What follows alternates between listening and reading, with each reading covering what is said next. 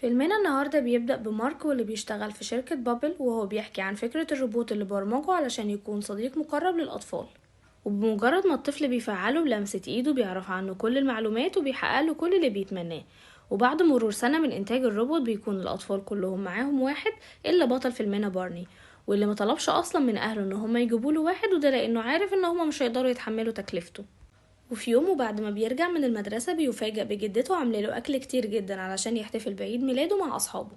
لكن للأسف بارني أصلا ما عندوش صحاب، وبيزعل بارني لأنه هو الوحيد في وسط زمايله في المدرسة اللي ما عندوش إنسان آلي.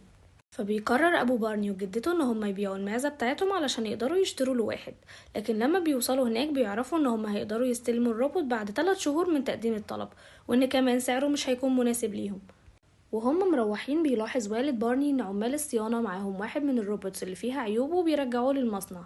فبيقرر انه يشتريه ويديه هدية لبارني، واللي وقت ما بيصحى وبيشوفه بيتبسط جدا وبيشكر والده وجدته.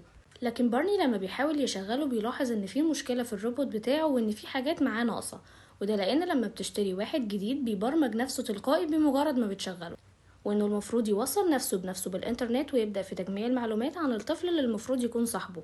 لكن بارني لاحظ ان الروبوت بتاعه مش بيعمل اي حاجة من دي، فقرر انه يسيبه لحد ما يرجع من المدرسة ويعلمه كل حاجة بنفسه. بيرجع بارني من المدرسة وبيتفاجئ بالروبوت وهو مبهدل اوضته على الاخر وقاعد في المطبخ يرقص مع جدته. فبيقرر يرجعه في العلبة تاني وياخده على الشركة عشان يبدله بواحد جديد. وهم في الطريق للشركة بيسألوا الروبوت هم رايحين فين، لكن بارني بيقوله انه مضطر يرجعه للشركة لانه مش شغال ومش مسلي اطلاقا. وفي الطريق بيقابل بارني زمايله في المدرسة اللي متعودين ان هما يضايقوه ويتنمروا عليه، وبيستغربوا جدا ان بقى هو كمان معاه روبوت زيهم. وبيبدأوا ان هما يضايقوا بارني زي ما هما متعودين، لكن الروبوت بتاعه بيلاحظ ان بارني متضايق وبيبدأ يهاجم زمايله ويجري وراهم. وده مش من طبيعة الروبوتس لان هما مبرمجين على ان هما ما يستخدموش العنف اساسا. وهنا بنفهم ان الروبوت ده مختلف عن باقي الروبوتس، وانه مش بيمشي على البرمجة اللي برمجتها لهم الشركة الام، ولكن هو اللي بيبدأ يعلم نفسه بنفسه من المواقف اللي بتحصل حواليه. اما عن بارني فبيكون مبسوط من اللي بيحصل، واقف يتفرج على زمايله وبيضحك، وده لانه اول مره يحس ان ليه صاحب بجد وبيدافع عنه. وبيقرر بارني انه مش هيرجع الروبوت وهيخليه معاه، وان هما الاتنين هيبقوا صحاب، وبيسميه رون. لكن في الوقت ده بتيجي الشرطة وبتقبض على رون، وده بسبب اللي عمله في زمايل بارني في المدرسة. وبياخدوه ويرجعوه على الشركة الأم، وهناك بيروح بارني ووالده وجدته علشان يتكلموا مع الموظفة المسؤولة ويفهموا منها المشكلة. لكن هي بتقول لهم ان الروبوت ده مش المفروض انه يكون معاهم اصلا، وده لانه مش متسجل عندها ان هم اشتروا الروبوت اساسا. وبيعرف بارني من باباه قصة رون، وبيعرف من موظفة الشركة انه هيتم تدميره، وده لانه مخالف لسياسة الشركة. لكن بارني بيقرر انه مش هيسيب رون وانه هينقذه. لكن الامن لما بيلاحظ ان بارني لسه في الشركة وان رون ما تمش تدميره بيبداوا يلاحقوه، وبيستخبى بارني ومعاه رون، لكن بيضطر انه ياخد واحد من الروبوتس اللي موجودة في المكان ويخرج بيه على انه رون. لكن في الحقيقة هو بيكون مخبي رون معاه علشان يقدر يخرج بيه بره الشركة. وبياخدوا بارني علشان يعيش معاه وسط عيلته، وبيبدأ يعلمه هو بيحب ايه وما بيحبش ايه علشان يكون افضل صديق ليه. وبيبدأ فعلا رون يتعلم واحدة واحدة. وبيكون تفكير رون مشابه لتفكير البشر، وده لانه هو اللي بيبرمج نفسه من خلال الحاجات اللي بيعلمها له بارني، عكس باقي الروبوتات اللي بيتم برمجتها من خلال الشركة الأم. وفي يوم بيقع رون في حمام سباحة صاحبة بارني، واللي بتكون هي كمان بتضايقه وبتتنمر عليه، وبتفضل تضايقه اكتر لما بتشوف الروبوت بتاعه، وبتقول على رون ان شكله عبيط. فبيتضايق رون وبيسألها ليه هو شكله عبيط، وبتقوله ده لان مهمة الروبوت ان يلاقوا اصدقاء مناسبين لاصحابهم، لكن هو ما بيعملش اي حاجة من دي. وبيتضايق بارني جدا من كلامها وبياخد رون علشان يمشي بيه من المكان. لكن وهو ماشي بيطلب منها انها ما تقولش لاي حد عن رون، ولانه المفروض انه مش موجود اصلا. لكن الوقت بيكون فات، وده لان فيديو رون وبارني وهما بيقفوا في حمام السباحة بشكل مضحك، وفيديوهات تانية ليهم انتشرت بالفعل على الانترنت. وبيشوفها مارك اللي صنع الروبوت، وبيطلب من امن الشركة ان هما يروحوا بعربيات لبيت بارني عشان يجيبوا له الروبوت ده. وفي الوقت ده بيكون بارني خرج بالفعل علشان يروح مدرسته.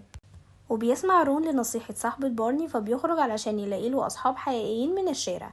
وبيبدأ يلاقي ناس فيها سمات مشتركة مع بارني، وبياخدهم وبيروح بيهم على المدرسة. وبيتفاجئ بارني لما بيشوف رون هناك، لكن رون بياخده علشان يعرفه على أصحابه الجداد. لكن مديرة المدرسة بتتعصب، وده لأن الناس اللي جابهم رون مش مناسبين للمدرسة وعاملين مشاكل، وبتطلب من بارني انه يروح لها على المكتب. ووقت ما بيدخل بيلاقي 2 من موظفين شركة الروبوتس اللي جايين علشان ياخدوا رون. لكن الوقت بيكون فات على حاجة زي كده، وده لأن أصحاب بارني اللي بيتنمروا عليه بيكونوا أخدوا بالهم إن رون مش بيتم التحكم فيه من الشركة، وبياخدوا نسخة من الخوارزميات بتاعته علشان ينقلوها لباقي الروبوتس. وفعلا بيحصل تغير كبير في كل الروبوتس، وبتبدأ تتصرف بشكل غريب وتنفذ كل حاجة الأطفال بيطلبوها، وبتحصل فوضى كبيرة جدا في المدرسة. وبيحاول مارك وشركة بابلز انهم يرجعوا التحكم في الروبوتس مرة تانية، لكنهم بيفشلوا، وبيفضلوا يحاولوا كذا مرة لحد ما بينجحوا انهم يتحكموا في الروبوتس مرة تانية. وبيظهر ان سبب كل اللي حصل ده هو رون وبارني، فبتقرر مديرة المدرسة انها تطرد بارني من المدرسة، وبيتضايق بارني جدا بسبب اللي حصل، وبيقول لرون ان هما مش محتاجين اي حد معاهم، وبيقرر انه ياخد رون ويروحوا يعيشوا في الغابة لوحدهم. وفي البداية كانت كل حاجة جميلة وممتعة بالنسبة لرون وبارني، وبيظهر بارني وهو بيتكلم مع رون وبيقوله ان كل زمايله في المدرسة اللي بيتنمروا عليه وبيضايقوه كانوا في يوم من الايام صحابه، لكنهم بعدوا عنه بعد ظهور الروبوتس لأيدة الصداقات والمعارف، وبدأوا يتنمروا عليه ويضايقوه. وفي الناحية التانية بيكون والد بارني وجدته بيدوروا عليه في كل حتة، حتى مارك اللي لاحظ ان ممول الشركة كل اللي همه انه يلاقي الروبوت علشان يدمره ويبدأ يبيع روبوتات تاني ويكسب من وراها فلوس كتير، بياخد طيارته الخاصة علشان يروح يدور على بارني ورون بنفسه. وتاني يوم بتكون بطارية رون بدأت تخلص، وبيظهر عليه تحذير بأنه قرب يفصل، لكن بارني ما بيقدرش ياخده تاني على المدينة علشان يشحنه، ده لأنه خايف ان حد ياخده منه. وبيفضلوا قاعدين مع بعض لحد ما بطارية رون بتوصل ل5%. وفي نفس الوقت ده بيكون المدير الممول لشركة بابلز بعت الروبوتس بتاعته علشان يدوروا على بارني ورون، وبيشوفهم في الكاميرات وهما مرميين على الأرض، وبيفتكرهم ماتوا، بيخلي الروبوتس ترجع تاني، لكنهم ما بيكونوش ماتوا، بيكون مغمى عليهم بس من كتر الجري. لكن بارني بيجيله نوبة الربو وبيكون محتاج انه ياخد البخاخة، ورون لما بيشوفه كده ما بيقدرش يسيبه، فبيشيله على ظهره وبياخده تاني علشان يرجعه للمدينة. ولما بيوصل المدينة بيشوفوه كل صحابه وبيجروا عليه علشان يساعدوه من غير اي تنمر او مضايقة، وفي الوقت ده بتصور كل الكاميرات الروبوت رون وهو بيساعد صاحبه بارني. بيفوق بارني في المستشفى وحواليه كل اهله، وكمان مارك اللي معاه نسخة معدلة من رون بعد ما اعاد برمجته من اول وجديد، فبيتعصب عليه بارني وبيطلب منه يرجع له رون الاصلي اللي هو صاحبه.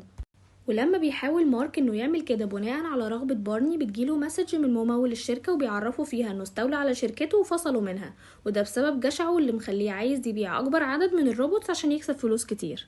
وبيكون الحل الوحيد علشان يقدروا يرجعوا خوارزميات رون مرة تانية ان هم يدخلوا لقاعدة بيانات الشركة، لان مارك عمل سيف لبيانات رون هناك، وبيبدأوا فعلا يحطوا خطة سوا علشان يقدروا يدخلوا للشركة. وبس كده، لو عايزين تعرفوا نهاية الفيلم وايه اللي هيحصل لبارني ورون، اتفرجوا على الفيلم واكتبولي في الكومنتس اذا عجبكم ولا لا، وما تنسوش تعملوا لايك وسبسكرايب وتفعلوا زر الجرس. باي.